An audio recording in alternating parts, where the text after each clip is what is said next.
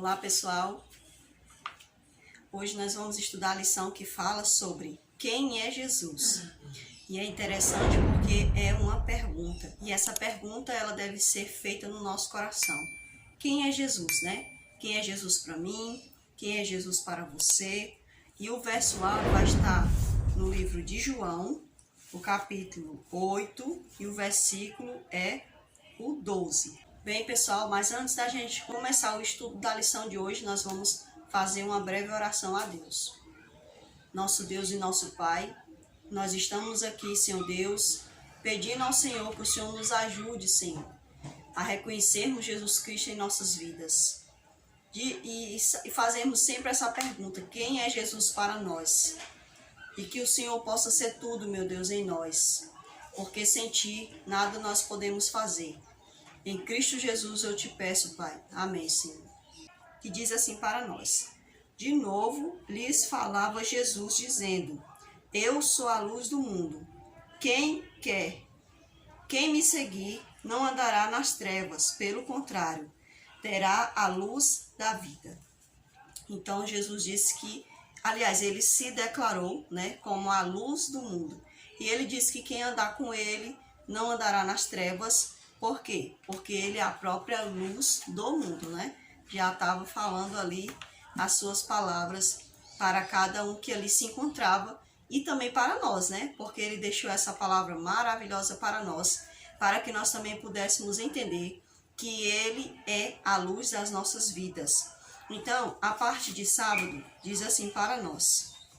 Desde o princípio, o povo judeu desfrutou de uma rica história, repleta de tradições orais, ou seja, as tradições orais eram aquelas que iam se repetindo, ou seja, sendo falada, né, de pais para filho. Tinha a tradição escrita, né, que eram as cópias, eles iam copiando todas as coisas, né, que desde o tempo de Moisés existia, e existiam, né, as tradições orais, ou seja, aquilo que era passado verbalmente de pai para filho. Isso é uma coisa muito interessante que eu até estava falando para o meu esposo outro dia, que muitas das vezes as pessoas elas não contam mais a história da sua vida para os seus filhos, né? Às vezes contam se lamentando, né? Tipo assim, jogando um fardo sobre o filho. Ah, foi por tua causa que eu tô aqui, não sei o que, eu me esforcei por você. Não, às vezes se torna até um fardo, mas é contar, né? Meus pais eram assim, a gente veio do lugar tal, né? Houve uma situação tal, por exemplo, as secas, né? Minha mãe, ela sempre vai contando assim, ia contando, né, pra gente que, em determinada época houve as secas, então minha família fez assim, meus pais fizeram isso, né? Minha mãe trabalhou naquilo. Então a gente ia entendendo essas coisas que eles haviam passado. Então, isso ajudava a gente, de uma certa forma, a amadurecer. Pelo menos para mim, ajudou muito, né? E então, assim, muitas das vezes você não vê mais pais sentando e conversando com seus filhos. Não, às vezes é mais fácil dar um celular, às vezes é mais fácil colocar, disponibilizar para o filho, né? Um pacote de canal de TV, né? Que ali vai entreter o filho. Então, não há mais essa disposição dos pais, né? Em falar para os seus filhos, né? Contar para os seus filhos. E essas coisas que faz com que a gente entenda, né? Que nós não estamos aqui por acaso, que nós temos propósito de vida, né? Que se aconteceu coisas difíceis com eles e eles venceram, nós também vamos passar por situações difíceis e também vamos vencer. Então, muitas das vezes, os pais, eles não passam mais, né, adiante essas tradições orais. E o povo de Israel, eles deveriam falar de 7 em 7 anos com os seus filhos, ou seja, o filho, com 7 anos de idade, os pais iam lá, né, falavam as coisas para eles, contavam sobre os mandamentos de Deus, sobre como o povo tinha sido tirado do Egito. Aí, então, com 14 anos, novamente, eles repetiam aquelas coisas todas para os seus filhos. Então, isso ia fazendo com que aquelas coisas fossem incutidas, com que eles pensassem nas situações que eles iam vivendo, no valor que deveriam dar a Deus, no valor que deveriam dar à sua nação, no valor que deveriam dar ao seu próximo, porque nos estatutos falava sobre a questão dos escravos. Então, Jesus ensinava, lembre-se que vocês foram escravos, portanto, não se deve maltratar a pessoa, né, que vem de outro país. Então, Jesus, ele sempre se interessou em contar pra gente coisas que a gente se desenvolvesse como ser humano, né, em sociedade, né? Então, o povo de Israel, eles eram muito ricos nessas tradições orais, né? As pessoas tinham à sua disposição as profecias do Antigo Testamento, guardavam os sábados, ou seja, eles faziam várias coisas, né? Tinham os rituais do templo, né? Celebravam as festas anuais e tinham como lembranças constante o templo, ou seja, lá no templo era feito as ofertas, né? A matança dos animais, que simbolizava a retirada do pecado, né? O próprio santuário apontava a pessoa de Cristo, né? A misericórdia de Deus, a bondade, o amor de Deus. Então, todos os rituais era para lembrar o povo o quanto Deus amava eles e sobre o juízo de Deus. Então, eles estavam incutidos em todas essas tradições que não eram meras tradições, né? Havia um grande significado por trás. Então, era um povo muito incutido de capacidade mental. E se você for analisar, os judeus, eles são pessoas muito capazes, né? Mentalmente, intelectualmente. Se você for ver, eles são pessoas muito, estão assim nas artes, né? Nas ciências. Então, são pessoas muito inteligentes. Por que eles são inteligentes? Porque eles procuram ter conhecimento. Se nós perecemos por falta de conhecimento do céu, muitas das vezes também nós perecemos nessas vidas, adquirimos doenças, né, passamos por sofrimento mental. Por quê? Porque muitas das vezes nós vamos nos debilitando, né, dos conhecimentos que de fato edificam humanamente falando. Então, não quero dizer que eles são pessoas perfeitas, que eles não têm problemas, né, que eles não ficam doentes, não é isso. Mas o que eu quero dizer é que eles têm esse diferencial, por quê? Porque são pessoas que procuram, né, se educar. Os pais procuram muito educar os seus filhos. Então, o povo de Israel estava ali, né, nesse contexto de muito conhecimento, né, das coisas do alto. Então, aqui fala, pessoal, que diante de todas essas coisas, né, eram pessoas tão preparadas, né, dentro dos conhecimentos das coisas de Deus, mas eles não conseguiram reconhecer o Messias. Não conseguiram reconhecer o Messias quando o Messias veio. E ele era um Messias muito esperado. O povo de Israel aguardava esse Messias de uma forma muito esperada, né? De uma forma muito ansiosa, digamos assim. E quando o Messias veio, eles não reconheceram, né? Então, por que será que eles não reconheceram o Messias? Por que será então que Jesus sofreu tanto nas mãos de muitos judeus? Por que será? Jesus, ele foi motivo de muita confusão na mente dos judeus, né? Daquelas pessoas que estavam ali no seu tempo. E por que será que Jesus causou tanta confusão? Por que será que ele foi tão desprezado naquele tempo? Então, a gente pode ver que diz assim, olha, para nós, Jesus não era o Messias que eles estavam aguardando. Veja só, Jesus, ele não era a pessoa que eles queriam. A questão era essa. Ele era o próprio Messias, o próprio Deus em forma humana, né? Como a gente explicou na outra lição. Ele se caracteriza assim, por quê? Para mostrar a nós que ele nos entendia, humanamente falando, né? Como um pai que, quando quer conversar com o seu filhinho, ele se abaixa até ele para poder falar com ele, né? De uma forma não brusca, de uma forma que o filho possa entendê-lo, de uma forma que o filho não se sinta acuado, né? Que não se sinta ameaçado. Então, ele veio em forma humana para que a gente não se sentisse ameaçado. Porque se ele tivesse vindo na forma dele, não tinha como, né? Até porque ele nem dava nem tempo, ele nem chegava perto da gente, né? Nós nem existiríamos hoje, porque se Jesus tivesse vindo na forma mesmo de Deus, todos teriam sido consumidos ali, então nós nem chegaremos a existir hoje, né? Então, pessoal, Jesus não era da forma como eles queriam. Por quê? Porque eles queriam um rei né, que lutasse as batalhas deles nessa terra, que tomasse, né, aquela cidade novamente, Jerusalém, das mãos dos seus opressores, porque Jerusalém naquela época já vivia sobre o poder de Roma. A gente vê aqui que ela não era totalmente de Roma,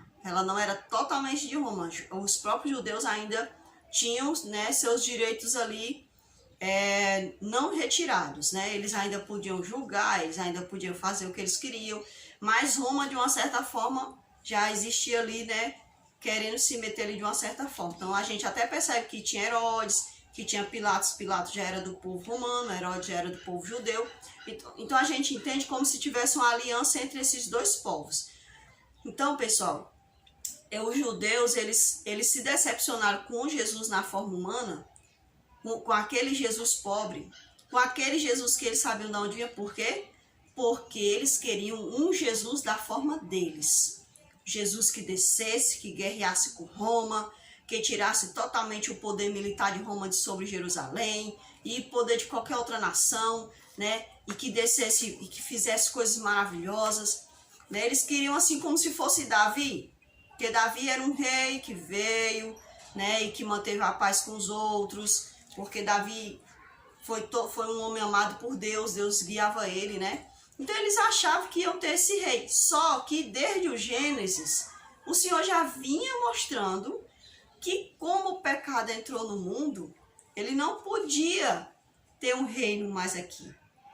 O povo dele não tinha mais como ter um reino nesse mundo. Por quê? Porque ele disse assim, ó, esse mundo jaz do maligno. Em outra parte, ele vai falar que Satanás é o príncipe desse mundo. Ou seja, a partir do momento em que o pecado entra nesse mundo, Satanás, ele toma posse, né? Toma posse na mente dele desse mundo. Então, Senhor, não, eu não quero nada que esteja contaminado pelo pecado. Eu vim aqui e vou renovar, e aqueles que quiserem fazer parte do meu reino, eu estou aqui fazendo a seleção, né? Que eu não vou levar quem não me quer para o meu reino, que Deus não, de bobo ele não tem nada, ele não é doido que nem nós, muitas das vezes, não age feito idiota muitas das vezes como os seres humanos, né? Não, eu estou aqui fazendo uma seleção, quem quiser fazer parte do meu reino fará. Eu estou disposto aqui a mudar suas atitudes, a ajudar essa pessoa a tirar de si tudo aquilo que é semelhante a Satanás, né? Então, o reino de Deus não era para esse mundo. Desde Gênesis ele vinha falando isso. Através dos profetas ele vinha falando. Ele vinha falando que ele ia introduzir o seu reino nesse mundo. Introduzir o seu reino na questão de mostrar que havia um reino já, né? E que era necessário que esse reino fosse um reino santo. Não mais um reino esse reino indigno, né? Que essa terra indigna dele, que existiu a partir do momento em que o pecado entrou. Então, pessoal, Jesus, ele não agradou os judeus, por quê? Porque ele não fez pelos judeus, ou não veio de forma que os judeus queriam. Veio pobre, veio de um lugar que eles já sabiam de onde era, né? Então, por isso que eles não gostaram de Jesus logo de cara, né? Então, ó, eles esperavam que o Messias viria na forma de um rei, né? Como eu já falei aqui. Jesus não era a concretização dos seus sonhos. E esses sonhos eram sonhos egoístas. O Senhor não pôde, né, realizar os sonhos de muitas daquelas pessoas, porque os sonhos deles eram egoístas. Eles queriam um Deus, um rei que agradasse a eles, né? Não um rei que fosse agradável ao próprio Deus. Então eles ofereciam um reino espiritual. O povo queria reinar nessa terra, queria vencer as batalhas, queria mostrar que eles tinham um grande poder ibérico, queriam ser chamada de grande potência nessa terra, mas Jesus veio apresentar um reino espiritual. Como é que pode? Aí o negócio, eles não gostaram de jeito nenhum, né?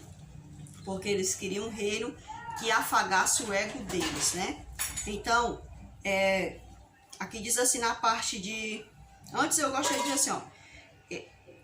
Na parte de domingo fala assim para nós. Um dos maiores desafios de Jesus, que Jesus enfrentou em seu ministério, foi a ideia equivocada que as pessoas tinham a respeito do Messias. Elas se maravilhavam com as suas obras, mas eram incapazes de enxergá-lo como um verdadeiro libertador. Gente, isso aqui é algo muito sério. Veja, hoje em dia não é diferente. Eu sempre gosto de fazer aqui esse paralelo, né, do tempo antigo com o tempo de hoje, que não é diferente, pessoal.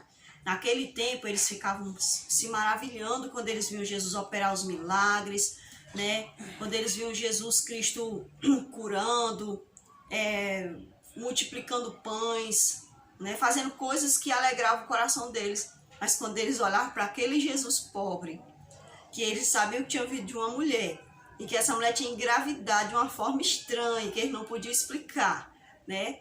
E que era filho de um carpinteiro, né? E que tinha por discípulos pessoas que eram da mais baixa intelectualidade falando, porque os pescadores eles eram pessoas mais bruscas, né? Mais iletradas. Então aí quando eles olhavam para Jesus, para a pessoa de Jesus, eles voltam naquela lição, né? Eles menosprezavam a Jesus nesse sentido. Então, gente, isso aqui é algo muito sério, né? Eles, quando olhavam para as obras de Jesus, se alegravam, mas quando olhavam para o Cristo, não queriam. Hoje não é diferente. Muitas das vezes nós tá com problema, botamos o joelho no chão, clamamos: Senhor, por favor, me ajuda, meu casamento está se acabando. Ou o adolescente muitas das vezes: ai, Senhor, estou passando por esse conflito. Ou eu quero esse videogame tal, né? Ou então, por que as pessoas não gostam de mim? Por que não querem ser meus amigos, né? Muitas das vezes as pessoas querem esse Jesus que vai responder as orações. Mas quando Jesus diz assim, ó: se me amais, guardareis os meus mandamentos, né? Aí quando diz assim, vai e não peques mais. Quando Jesus se revela assim na sua pessoa, as pessoas desistem de Jesus. Ou seja, eles querem barganhar apenas com Cristo, eles não querem o Cristo. E Jesus, ele está tão disposto a nos ajudar, né, com as nossas necessidades, que ele vai nos ajudar. Só que ele sabe que essas necessidades aqui, devido ao pecado, sempre vão existir. Então, como ele quer implantar o reino dele no nosso coração, porque ele vai voltar e vai nos levar para o reino dele, onde não vai mais existir essas coisas, e a pessoa não quer, ele fica triste. Porque ele disse: filho, eu posso te dar mais do que isso. Eu posso te dar mais do que essas coisas passageiras. Então ele fica bastante triste porque ele tem sentimentos, né? Eu volto aqui a repetir. É só a gente se colocar no lugar dele, né? Você ia gostar de uma pessoa que gosta de te explorar, mas que não te valoriza de fato, que não quer te dar valor? Eu acho que você não iria gostar. Jesus também é assim. Muitas das vezes as pessoas querem as coisas do Senhor, mas eles não querem o Senhor. Eles desistem facilmente porque não podem desagradar os amigos, eles não podem desagradar a sua própria vontade, não pode ficar sem aquele emprego dos sonhos, né? Não pode deixar aquele namorado que não quer nada com Jesus, ou aquela namorada. Então, é uma situação triste, né? Porque Jesus não é passageiro, e essas coisas são passageiras. Então, pessoal, aqui continua falando para nós, né? Elas se maravilharam com as suas obras, mas eram incapazes de enxergá-lo como o verdadeiro libertador. Aí diz assim para nós, ó, de acordo com João, do capítulo 7, que a gente vai ver dentro desses versículos, né? Tem algumas perguntas aqui para nós, olha. Liste algumas das coisas que as pessoas estavam falando sobre Jesus. Então, os próprios irmãos de Jesus não acreditavam nele. Falavam, quando teve a festa dos tabernáculos, aí eles desce, vai fazer tuas obras lá, para que as pessoas te vejam as tuas obras, né? Ou seja, parece que eles queriam divulgar Jesus, mas na verdade a Bíblia deixa claro que eles não acreditavam, é como se eles estivessem zombando, né? Se tu tem tanto, é como se eles estivessem dizendo assim, ó, se tu tem poder mesmo de fato, vai lá, realiza, né? Estavam zombando de Cristo.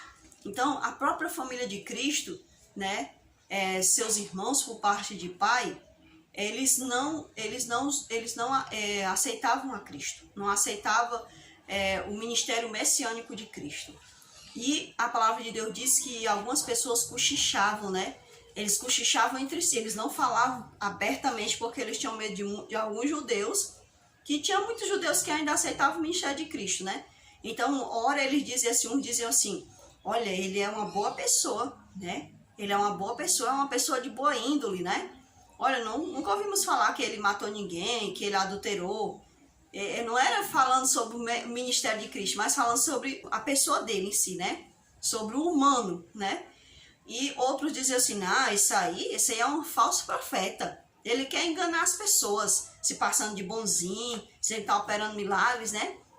Então, eles diziam isso. Uns diziam que Jesus era bom, outros diziam que Jesus não era bom não, né? E aqui diz assim, olha, qual era a razão principal que os judeus tinham para duvidar de que Jesus era o Messias?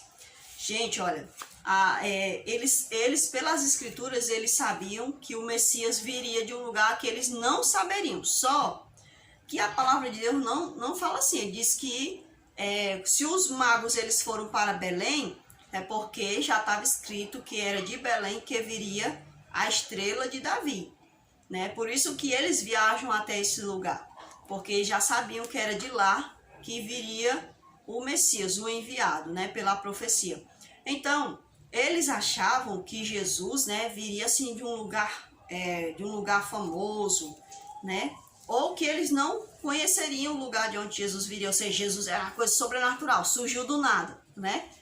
E quando eles sabiam como eles sabiam de onde Jesus vinha da Galileia, era filho de um carpinteiro, de uma mãe que teve de uma forma estranha, né? Que a gente sabe que Jesus nasceu do próprio Espírito Santo. Então eles, né? Eles não deram crédito a Jesus, né? Por isso que eles não deram crédito. Foi mais um motivo para eles não darem crédito, né? Que resposta Jesus deu para cada pergunta, isso é que eu achei maravilhoso, para cada pergunta levantada sobre ele. Olha, as pessoas ficavam falando de Jesus, falando mal, né? A multidão ficava ali insultando ele, mas sabe o que ele dizia? Ele não se importava porque ele sabia de onde vinha e ele sabia quem o enviou. Se hoje você está tentando viver um evangelho, mas você está encontrando dificuldade, porque as pessoas ficam se afastando ou ficam difamando, você sabe quem te enviou? Você sabe, se você está seguindo o que está dentro da Bíblia, não tenha medo, não tenha vergonha. Você tem que ir adiante. Você não tem que baixar sua cabeça porque você é um membro da igreja. Ou porque você não tem um cargo bom, mas você sai para pregar, né? Aí, não, porque eu não tenho um cargo, eu não tenho isso, não vão me dar crédito. Não, gente, olha, o ministério, Jesus chamou a todos para pregar o evangelho, né? Cargos são coisas que os homens nos dão para que a gente possa organizar a questão da igreja, né? A igreja ficar mais organizada, né? O trabalho missionário da igreja ficar mais organizado. Mas os cargos não quer dizer nada de grande importância assim, não.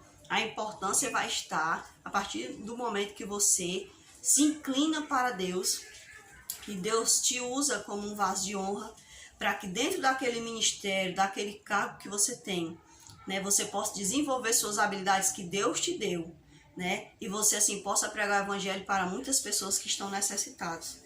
Então, pessoal, Jesus, ele sabia de onde vinha e quem o enviou. E isso é o bastante para nós. Porque os líderes religiosos ficaram irados com Jesus e quiseram matá-lo. Então, diz assim, ó, de acordo com João 8:58, né, em diante, e 10:33.